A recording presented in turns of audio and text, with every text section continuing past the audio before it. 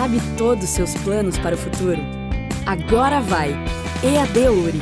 Estude na URI a partir de R$ 269 por mês. Inscreva-se hoje mesmo pelo site ead.uri.br. Olá, tudo bem? Estamos de volta com o programa Expressão Universitária da URI Erechim. O assunto do programa de hoje é a educação especial. O tema, inclusive, faz parte do curso de capacitação em atendimento especializado que está sendo promovido pelo curso de pedagogia desde o dia 7 de junho e que se estende até outubro próximo. A iniciativa tem a finalidade de aperfeiçoar profissionais da educação, tendo em vista o aumento da demanda de alunos portadores de deficiências. Para falar sobre isso, estão aqui conosco a professora Denise Martins Esponquiado, coordenadora desse curso, e a professora Vanessa Freitas Nascimento, que ministrou uma das etapas do curso abordando a temática sobre deficiência intelectual. Bem-vindas, professora Denise e professora Vanessa. Começo com a professora Denise, para introduzirmos esse nosso assunto. Quais foram as razões que levaram a universidade a iniciar esse curso? Bom, Ademar, na verdade, o nosso curso, né, é o segundo curso que nós estamos ofertando na universidade em função de uma demanda, né, hoje nas escolas, e necessitando de professores para esse atendimento educacional especializado. Então, é o nosso segundo curso. A gente tem conversava com a Vanessa há pouco, dizendo a dificuldade, muitas vezes, né, de a gente está ofertando, já é a segunda vez que estamos, né, Vanessa, aí a gente já combinou uma data, já trocamos, enfim, porque as pessoas ainda não percebem que é uma necessidade grande, né? É uma necessidade, né, Vanessa? E as pessoas não percebem. Os professores, eles parecem muito fácil as coisas, mas a importância de se ter um curso de atendimento educacional especializado, para saber como qualificar as pessoas, os profissionais, as professoras, né? E eu acho que o curso de pedagogia é um curso que vem se preocupando com isso. Não só o curso, como a nossa universidade, né, Ademar? Porque nós estamos aí desde 2008, nós abrimos Libras nos cursos de licenciatura, né? Eles se estenderam para outros cursos, tem na medicina, temos na fisioterapia, né? Temos também alunos inclusos na nossa universidade, nós temos com deficiência intelectual, nós temos surdos. Eu acho que a universidade tem feito um movimento bastante grande para a inclusão, e eu acho isso muito importante hoje, né, Vanessa, em função de que nós estamos recebendo cada vez mais. Uhum. E a preocupação é realmente com essas pessoas que estão vindo, com os alunos, tanto as crianças como os adultos. Né? Então, eu acho que é um processo. E a universidade, além de tudo, ela tem um núcleo de acessibilidade na universidade, né? Se preocupando com essas crianças, no caso, né? Mas principalmente com os adultos que chegam na universidade. E a Vanessa, a gente pensou muito em trazer ela por uma profissional de renome, né? Que tem procurado trabalhar e ensinado o que é um atendimento educacional especializado. Pois é isso que a gente quer saber da professora convidada. Obrigado por aceitar o nosso convite, professora Vanessa. Qual é o quadro atual desta área? Me parece que está gerando uma preocupação cada vez mais intensa por parte das escolas, das instituições, enfim, do próprio governo, mas falta gente capacitada, né? Exatamente. Obrigada pelo convite, né? Poder hoje estar aqui nessa cidade, vamos dizer, tão pouco frio hoje, né, bem frio, né, mas vamos dizer, muito acolhida também, que eu fui pela equipe, né, da URI, mas colocando assim essas crianças, né, esses estudantes, porque eles chegam na educação infantil, depois eles transcorrem toda a educação básica, Fundamental 1, Fundamental 2, ensino médio, até chegar na universidade. Nós hoje, assim, precisamos muito de profissionais qualificados para poder fazer esse processo, né, de inclusão desses alunos, público-alvo do atendimento educacional especializado. E existe uma resolução, né, que é a Resolução 04 de 2009, que é uma resolução para que o Brasil inteiro ofereça esse serviço, que é o atendimento educacional especializado, seja ele na educação infantil, no fundamental, no ensino médio e até mesmo nas faculdades, nas universidades. Porque o professor do AE, ele que vai estar promovendo, ele que vai estar potencializando e ajudando os profissionais dentro da própria escola, universidade, para que esses profissionais possam fazer um movimento e realizem a verdadeira inclusão desse indivíduo dentro da escola, né? E cada vez mais vem se necessitando de profissionais qualificados para que possam exercer esse papel tão quanto importante os professores do ensino regular, né? A senhora veio para realizar uma das etapas da semana passada, que foi falar sobre a deficiência intelectual. O que se entende exatamente por isso? Eu acho que é bem amplo esse... Quando se fala em deficiência, não é apenas uma, mas são... o quadro é bastante amplo, né? Quando a gente fala em pessoa com deficiência, há um tempo atrás, há um bom tempo atrás, até assim... Código Internacional de Doença, o CID-10, ele traz ainda como retardo mental. E isso, diante de uma leitura médica, né, são pessoas doentes, né? Mas, assim, ó, nós, na perspectiva, vamos dizer, da pedagogia, da educação especial, nós vemos uma pessoa, vamos dizer, dentro de um quadro, de um Código Internacional de Doenças, uma doença, vamos dizer, observada diante dos médicos, mas diante da pedagogia, a gente vê uma pessoa com uma condição diferente de existência, né? Ponto. Então, a gente não vê ninguém doente à nossa frente, a gente vê uma pessoa com funcionamento diferente e que vai precisar exatamente de um ambiente e de processos e de recursos que vão ao encontro do processo de aprendizado dele. Então, é uma pessoa que tem um funcionamento diferente como qualquer outro. Pessoas neurotípicas também têm um funcionamento de aprendizagem diferente, né, independente da condição dela de existência, mas pessoas com deficiência intelectual, elas acabam apresentando um quadro de déficit, né, um déficit cognitivo, um déficit enquanto às suas habilidades acadêmicas, um déficit enquanto habilidades sociais. Só que assim, quando a gente se fala em déficit, parece que a culpa está inserida nessa pessoa e que ela tem a culpa de ter nascido assim, né, ou ter ficado, entre aspas, né, com uma deficiência. Só que hoje a perspectiva, inclusive, é exatamente esse indivíduo merece e tem direitos de aprender como qualquer outro. Então é aquele ambiente que tem que se modificar diante da sua condição de vida, né? Se hoje ele está inserido num Fundamental 2 e ele não está alfabetizado, o que ele vai fazer lá, junto com os outros que estão aprendendo ciências, matemática, geografia? Ele não lê palavras, talvez. Não sei. Muitos vão ler, né? Vão ser alfabetizados. Mas se for no caso de uma pessoa com deficiência que não lê palavras, ele vai ler textos visuais, ele vai poder fazer contribuições de forma oral, ele vai poder participar. E a importância do grupo promovendo a acessibilidade para esse sujeito faz com que o grupo cresça e esse indivíduo também se sinta digno do espaço da escola onde ele está inserido. Professora, eu imagino, por exemplo, o quadro, a situação de uma pessoa com essa deficiência numa sala de aula normal.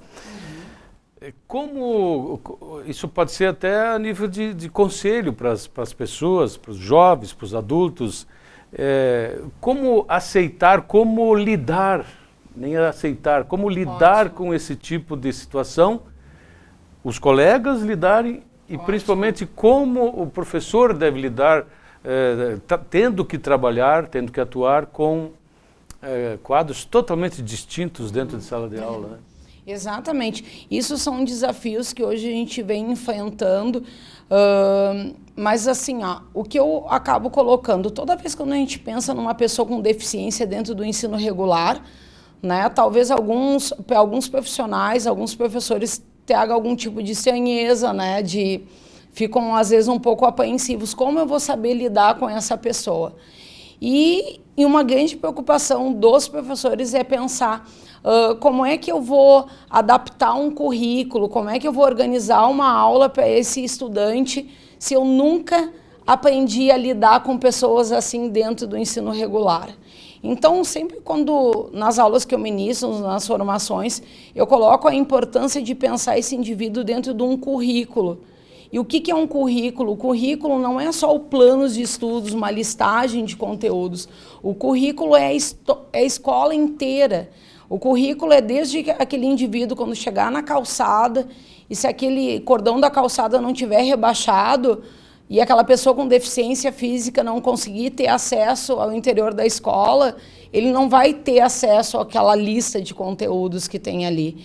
Então, na medida que ele consegue entrar na escola, em que já tem acessibilidade desde o portão, aquele porteiro que já recebe aquele indivíduo, né, aquele sujeito que tem algum tipo de deficiência e que talvez chegue num horário atrasado, como é que vai conduzir a acolhida dele, vai encaminhar ele para a equipe profissional para poder receber ele.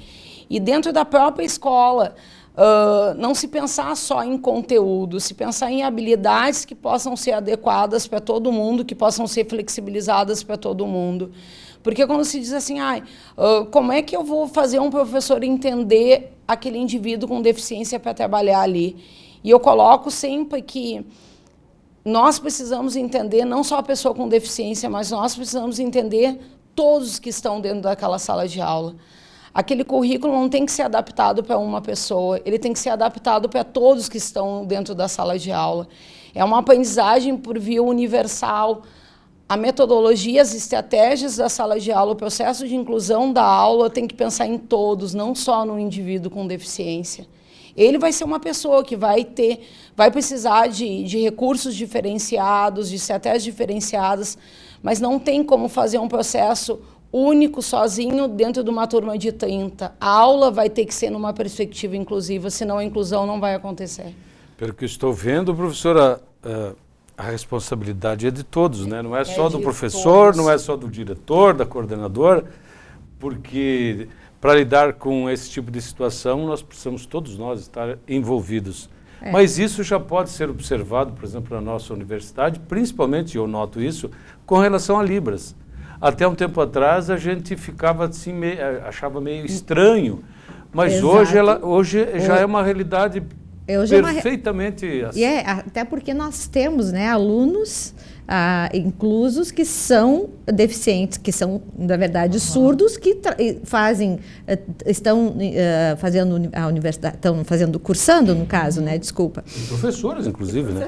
Exatamente. Então, tem o professor Alain, que é surdo, ministra as aulas de Libras, nós temos a Stephanie, que faz educação física, nós temos o Emerson, que faz arquitetura, e tem intérprete. Né? Nós temos intérprete na universidade, porque a gente sabe a obrigatoriedade, e sem elas, né? Então, isso a gente vem fazendo. Agora, uma coisa importante, a questão que é recorrente, acho que a Vanessa também escuta muito isso, que os professores dizem, eu não estou preparado. Muito. Isso é uma das questões recorrentes. Mas a gente também, não é uma questão só de estar preparado, mas é uma questão me parece muito eu aceitar o outro, independente da sua deficiência, né, Vanessa? Denise, exatamente isso. O primeiro passo, muito que a gente escuta nas formações, mas eu não fui preparado para isso, eu não recebi formação para isso.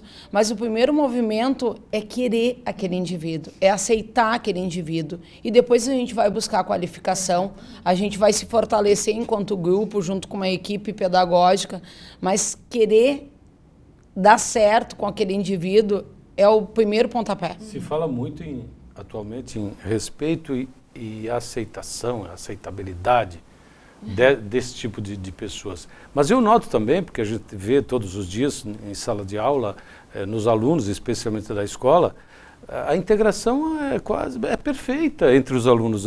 Até os pequenininhos ajudam as outras crianças. Então, me parece que começar cedo também é importante, né? Porque assim, há tempos atrás, na educação lá na década de 80, quando eu cursava, né, o Fundamental 1, eu não tinha esse tipo de colega no meu convívio. Né? Eles estavam segregados, né, em classes especiais ou em escolas especiais, e que as escolas especiais também têm um papel muito importante no processo de educação. Nós não abrimos mão, né, e também sabemos da importância dessa escola especial que ela também tem hoje na história, né? Mas assim, hoje, talvez, se eu tivesse tido convívio desde pequena, eu ia conseguir entender melhor os processos deles e não meu processo de aceitação, mas exatamente o convívio com eles faz, vamos dizer, tanto a mim, a qualquer outra pessoa, a um crescimento humano, a questões de valores, né, de empatia, de colaboração, de cooperação, porque são princípios que vão além de aspectos cognitivos, né? Que, vamos dizer, o mundo precisa disso para poder conviver melhor. Professora, mas aumentou, a realidade é essa, se fala bastante nisso, aumentou o número de pessoas com deficiência? O que aconteceu de uns anos, alguns anos para cá?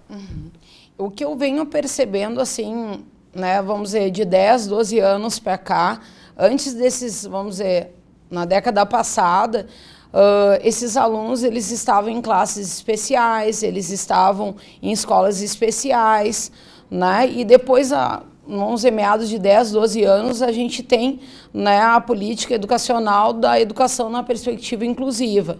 Então, esses alunos, esses sujeitos que estavam em escolas especiais, eles passaram a ter o direito de receber, vamos dizer, ser ofertada a oportunidade deles estudarem no ensino regular, tanto da educação infantil, né, até o final do ensino médio. Então, essas famílias têm o direito de poder matricular eles aonde essas famílias quiserem, né? Esse é o primeiro fator que eu acabo observando. A partir disso, também, com o passar dos anos, esses estudantes estando dentro do ensino regular, o que se percebe é as pessoas estarem buscando essas capacitações, estarem qualificando os seus olhares, estarem estudando. Também tem um movimento de pesquisa bem grande das faculdades, né, das linhas de mestrado, de doutorado, acerca desses assuntos. Isso faz com que, vamos dizer, a humanidade mesmo, a população, acabe tendo uma conscientização diferente. E também tem uma outra observação a se fazer, é que hoje até mesmo os diagnósticos dos médicos, eles têm um movimento diferente, né? Há 10 anos atrás, ou vamos dizer, há poucos anos atrás, as pessoas, muitas delas recebiam um diagnóstico de transtorno global do desenvolvimento, e elas entravam todas dentro desse transtorno, né? Hoje, acompanhando o Código Internacional de Doenças CID-10, junto com o DSM-5, o autismo ele vai buscar graus de funcionamento diferente, e talvez antes algumas dessas pessoas não recebessem diagnóstico, e hoje elas recebem um diagnóstico de autismo leve, né, do nível 1. Então, seria isso, um movimento histórico, que essas pessoas antes estavam em outros espaços escolares, ou às vezes até mesmo em casa, que essas famílias não estavam levando para a escola. Outro é um olhar de conscientização diferente que hoje vem acontecendo e que também a gente vem observando, são movimentos mesmo de ciência, de epigenética, mudança mesmo de herança genética dessas pessoas, enquanto agrotóxico, enquanto, vamos dizer, a própria água que a gente bebe, a poluição. A gente tem, vamos dizer, fatores, né, Vanessa, que tem multifatorial, exatamente. Multifatorial, né? E teriam outros também que talvez hoje a gente não tivesse alcance para poder fazer enquanto observação, né? Eu queria mudar um pouquinho o tom da conversa, voltando a falar sobre o curso de pedagogia. E eu noto dentro das licenciaturas que o curso de pedagogia tem se mantido, tem atraído profissionais, graças a Deus, porque assim a gente tem pessoas trabalhando na área educacional. Mas esta área específica, professora Denise, tem despertado o interesse de acadêmicos para se aprofundar nessa área, para atuar profissionalmente? Na verdade, despertado interesse, não sei se é exatamente isso, mas é uma necessidade. Uma necessidade hoje muito grande. E o que eu vejo, né, é por essa necessidade que eles vêm buscar. Porque, como a Vanessa já falou, as escolas hoje, tanto a escola de educação infantil até o superior, todas precisam ter uma sala de AE, de atendimento educacional especializado.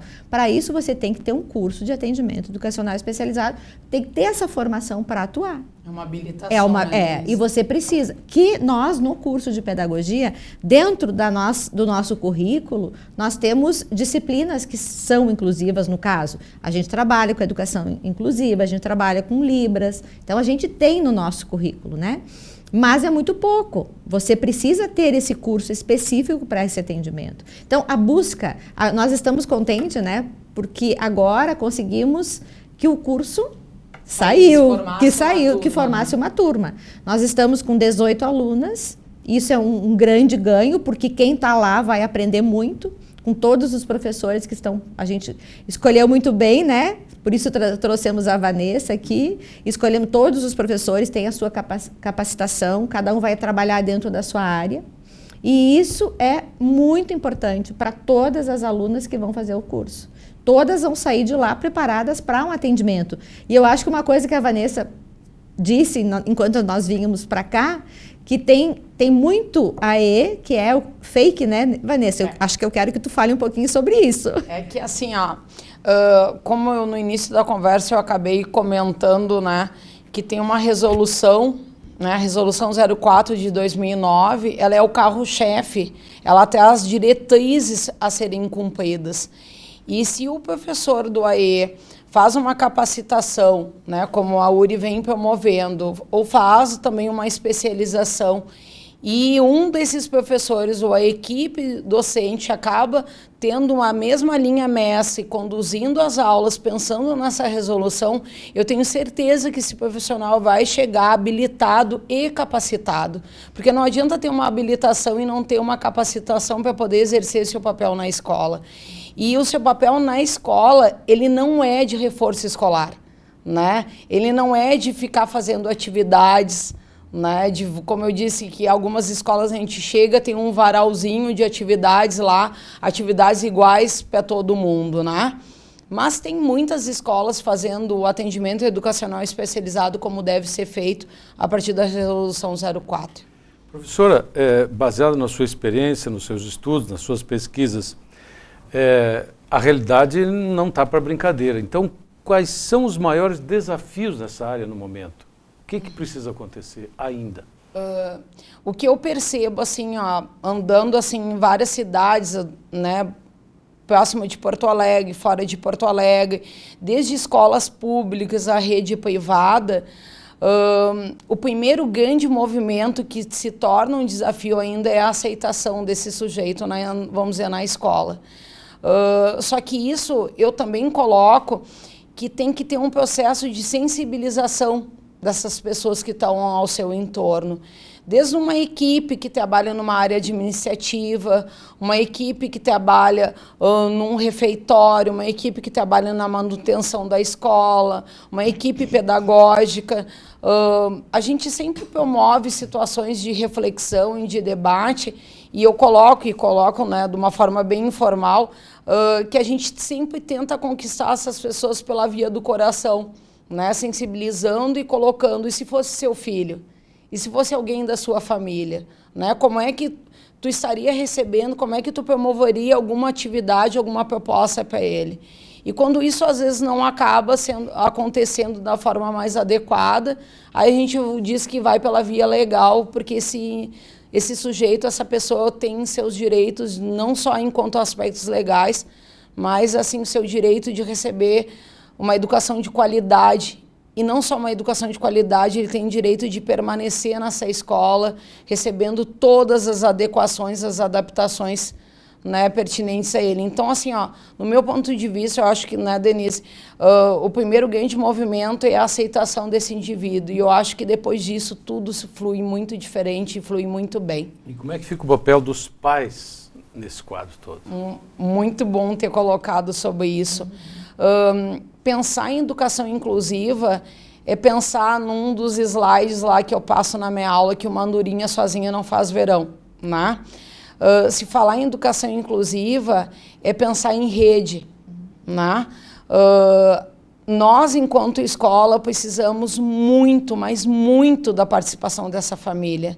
E aquela participação desde que quando ele fizer a matrícula, por algum motivo, tem algumas famílias que não acabam colocando alguma peculiaridade daquele indivíduo, né? Vamos dizer, algum quadro de diagnóstico, mas à medida que a gente for conhecendo aquela pessoa, essa família já vem apresentando alguns manejos com eles de como é que se faz. Ah, mas uma criança com deficiência intelectual, se ela não consegue ir no banheiro, que maneira que tu organiza ela para poder ajudar, para que ela possa pedir, né? Numa hora em que ela se desorganiza em alguma atividade, que ela, vamos dizer, não exerce suas habilidades sociais, como é que tu já vem fazendo em casa quanto a isso? E toda vez quando a escola pede, chama essa família, o quanto é importante essa família estar presente. Porque esse indivíduo só vai receber um espaço diferente, não só na escola, na sociedade, se a gente conseguir caminhar juntos e de braços dados. Porque a educação inclusiva só se faz junto, sozinho ninguém faz nada. E começa também na família, né? Como tu disseste, a família tem que estar junto em todos os momentos. Exato. Professora Vanessa, professora Denise, infelizmente o nosso tempo terminou. Certamente teremos outros espaços mais adiante, fica o desafio para a professora Denise para as próximas etapas acharmos outras Vanessas aí que venham conversar conosco a respeito disso, porque é de interesse não nosso, não da universidade, mas de toda a comunidade. Obrigado, professora Vanessa, obrigado, Denise, por essa oportunidade. A você aí em casa, de novo, os nossos agradecimentos pela sua audiência semanal aqui no programa Expressão Universitária. Até a semana que vem.